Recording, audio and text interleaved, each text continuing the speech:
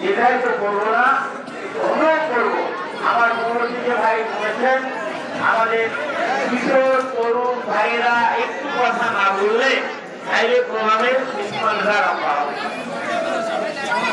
সম্মানিত ভাইয়েরা, ইতিহাস আমরা জানি, সেটা হলো 2008 সালে একটা চুক্তিভিত্তিক নির্বাচনের মাধ্যমে এই জানেন আওয়ামী সরকার ক্ষমতায় এসেছিল। ক্ষমতা আসার পরে এই বাংলাদেশকে ইন্ডিয়ার বড় দেশে পরিণত করার লক্ষ্যে 9 সালের 25 ডিসেম্বরে